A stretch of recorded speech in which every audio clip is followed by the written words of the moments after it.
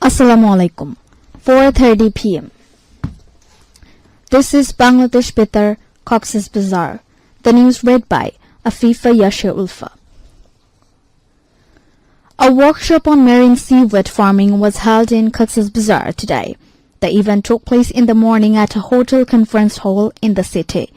The workshop focused on commercial seaweed farming methods, processing, nutrition security, blue economy, employment opportunities, and research and technology expansion in coastal areas.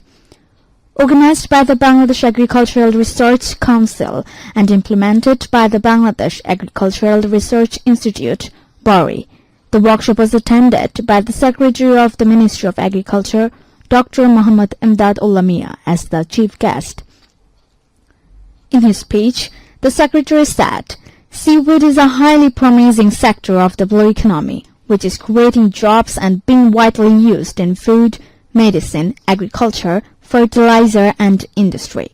The workshop was chaired by Director General of BARI, Dr. Muhammad Abdullah Yusuf Akond. Researchers, scientists, and stakeholders discussed seaweed farming techniques, economic potential, product development through biorefinery technology, and marketing strategies at the workshop.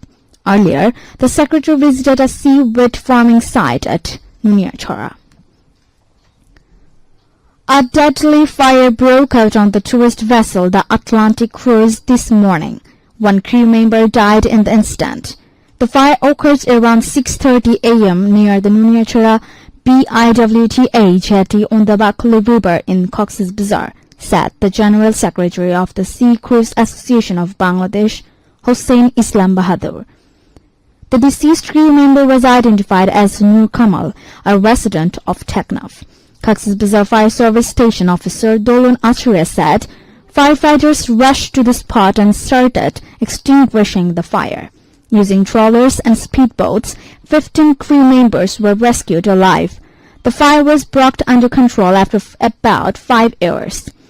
After visiting the site, District Commissioner Muhammad Abdul Manan said a 5-member investigation committee has been formed to find out the cause of the fire. A total of 194 tourists were scheduled to travel to St. Martin's Island on the vessel. Among them, 120 tourists were transferred to 3 other vessels, according to the ship authority. Since 1st December, 6 vessels have been operating on the Cox's Bazar St. Martin Road, carrying around 2,000 tourists daily. The Inter-Services Public Relations ISPR has requested all vessels, including fishing boats and trawlers, to avoid movement in the sea area between Cox's Bazar and Hathia on 29 and 30 December. In a press release today, ISPR said that the Bangladesh Navy will conduct missile firing exercises in the Cox's Bazar Hathia Sea area on those days. For the safety of life and property, all types of vessels are specially advised not to stay or move in the area during the exercises. The Forest Department has seized dragging machines and equipment used for illegal sand extraction from a canal inside forest land in Teknaf. The operation was conducted yesterday in the Waikong Katakali Switch Gate area under the Waikong Forest Range.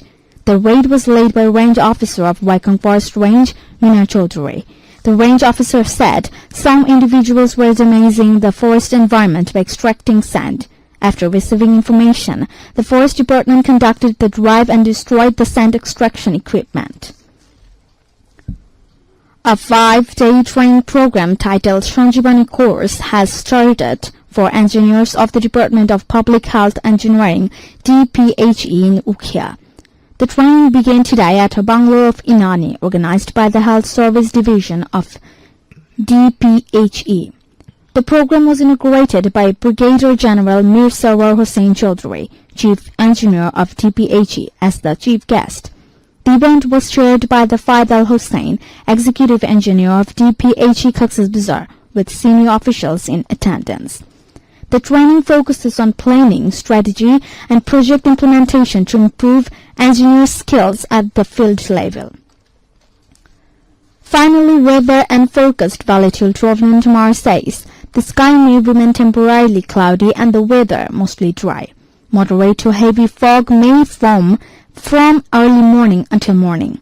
There is no signal for the Cox's Bazar maritime port. The day and night temperature may slightly decrease.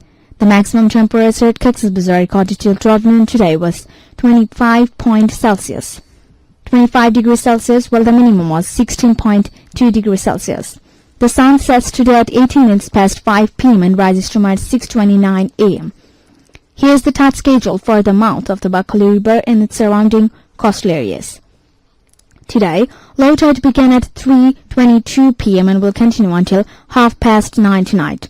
High tide will begin at 9:30 p.m. and continue until 3:40 a.m. Another low tide will begin at 3:40 a.m. and continue until 9 minutes past 10 in the morning tomorrow. And that's the end of the news. Our next bulletin will be at 9:30 a.m. tomorrow in Bangla.